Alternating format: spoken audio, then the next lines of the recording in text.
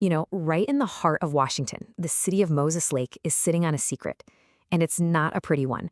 We're talking about a story of poison, of corporate greed, and a complete and total failure of the very systems that were supposed to protect its own people. Today, we are pulling back the curtain on a 40-year betrayal that's been hidden right under your feet in the water you drink and the very ground your homes are built on. Okay, let me just say this as clearly as I can. This is not some far-off problem in another state. This is about Moses Lake. If you have ever lived here, if you've worked here, if you've raised your family here, this is about you. For 40 years, a toxic legacy has been seeping into this community, and the whole story, the real story, has been buried. Well, not anymore. So here's how we're going to break this down. First, we'll uncover the hidden threat, what's actually lurking in the water. Then, we're going to expose the corporate lies that put profits way ahead of your health. After that, we dive deep into the government's great betrayal, how your own city kept you in the dark. We will face the devastating human cost of this poison. Then we'll compare Moses Lake to another town, a tale of two cities, to see what happens when people actually fight back. And finally, and this is the most important part, we're going to talk about your right to fight for justice. All right, so where did this nightmare even start? It all goes back to the old Larsen Air Force Base. For years, that place was a beehive of activity, but after it shut down, the land was handed over for other uses. It became the Grant County International Airport, Big Bend Community College, and, crucially, a place for people to live. And guess what?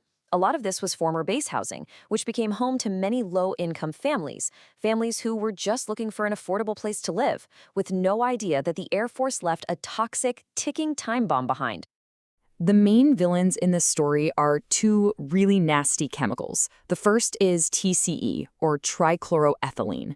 It's a heavy-duty industrial solvent they used for pretty much everything, stripping paint off jets, cleaning engine parts, you name it.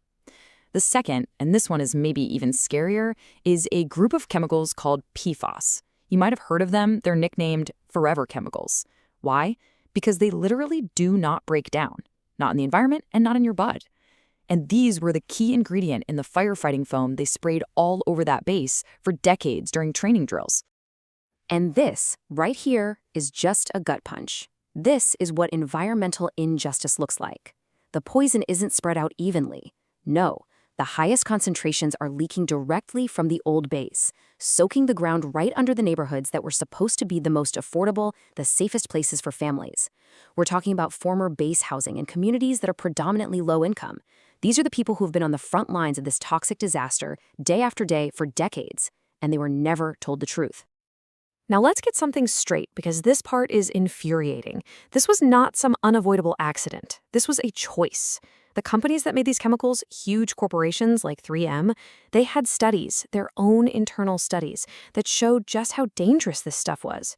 They knew, and they chose to protect their bottom line instead of protecting you. It's the classic, disgusting playbook of profit over people. Just look at this timeline of pure deception. All the way back in the 1970s, 3M had to shut down a study because the monkeys they were testing their PFAS chemicals on kept dying. They knew. Then, in 1988, another company flat out told them, your firefighting foam is dangerous, it's not biodegradable like you claim it is, a lie that led fire departments everywhere to just spray this poison directly into the earth. And what did they do? They kept selling it for another 14 years. This quote from a former attorney general who went after 3M just says it all. They had the proof right in front of them that their products were killing test animals. They had a choice. They could have stopped, warned people, done the right thing. But instead, they took the fork in the road that led to more money. A multi-billion-dollar corporation poisoned you and your family, and they knew exactly what they were doing. So how on earth did they get away with it for so long?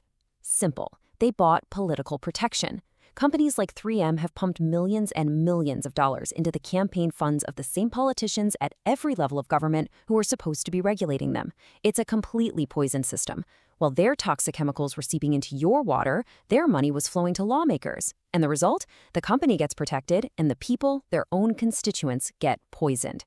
Not one single executive has ever seen the inside of a jail cell for this. Okay, now we bring it right back home to Moses Lake. Because corporate greed is one thing, but what about your city, your county, the state and federal agencies whose whole job is to protect you? This contamination was found decades ago. So the real question, the one that should make you furious, is why Weren't you told? This right here is the anatomy of a complete and total failure by the city of Moses Lake. Look at how they informed you. At the city level, they mailed a fact sheet to a little over 300 addresses. 300! In a city of 25,000 people. It's a joke. The county? They ran a paid ad in the local paper. Not a front page warning, but a little box you could easily flip right past. The state? Oh, they published it in the official state register, a document almost no normal citizen has ever heard of, let alone reads. And the feds? They put some documents on a website and called it a day. That is not a communication plan. That is checking a box. It's a masterclass in how to keep a crisis quiet. I really want you to think about this. If you have lived in Moses Lake your entire life, how is it possible that this might be the first time you're hearing the full story? It's because those so-called announcements were designed to fail. They were designed to be missed. It was the bare legal minimum to cover themselves while doing absolutely nothing to warn an entire city about a danger to their health. It is a profound, unforgivable betrayal. And this isn't just ancient history. This failure is happening right now. You can go to the EPA's Superfund website for Moses Lake today, and you'll see a list of reports for wells that have been tested. It gives you a report number, a PDF name, but then you try to actually click on it to see the results for yourself. Good luck. The links are often dead. The files are just gone. The information is supposedly public, but it's hidden behind this wall of government incompetence. It's not transparency, it's an illusion of it, and it's designed to make you just give up. So, what does all this actually mean for people? For their bodies? This isn't just about statistics on a web page. This is about your health, your kids' health, and the very real human cost of being exposed to this poison day in and day out. Let's look at the absolutely terrifying list of diseases tied to these chemicals. The science on this gets clearer and more horrifying every single day. Exposure to TCE and PFAS is directly linked to a higher risk of kidney cancer, liver cancer, and testicular cancer. And the nightmare list just keeps going. Liver damage, ulcerative colitis, thyroid disease, a compromised immune system, major hormonal disruptions. For pregnant women, it can cause developmental problems in their children that last a lifetime. And please understand this. Labs are making groundbreaking discoveries about these forever chemicals all the time, linking them to more and more health problems. We don't even know the full extent of the damage yet. I really need to emphasize this point.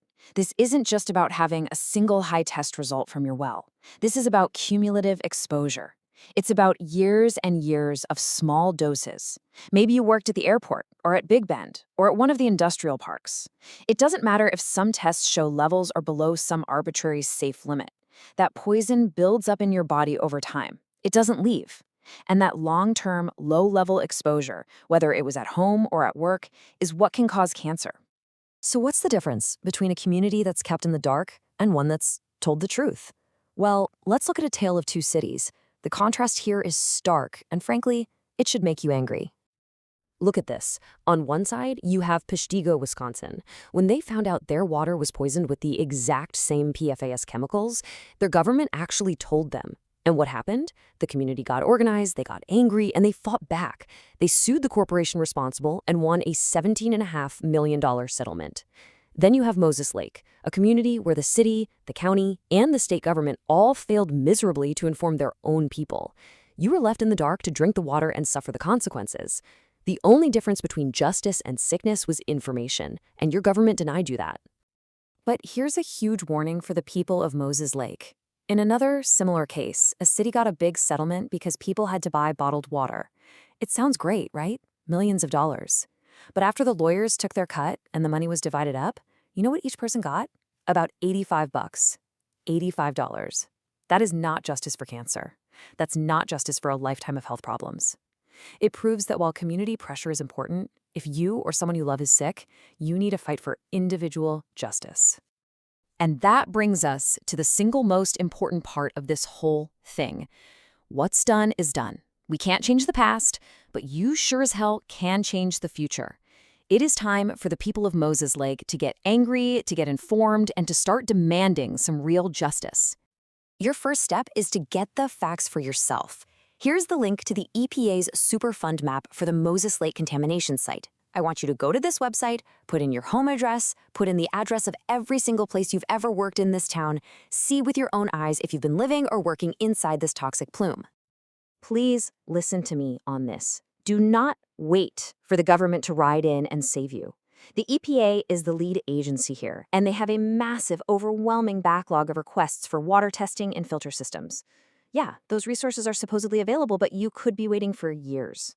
The same government that failed to warn you for 40 years is not suddenly going to fix this for you overnight. You have to take matters into your own hands. So here is the bottom line. You have rights, but they don't last forever. If you or someone in your family has been diagnosed with cancer, any cancer, or one of these other related illnesses, the clock is ticking.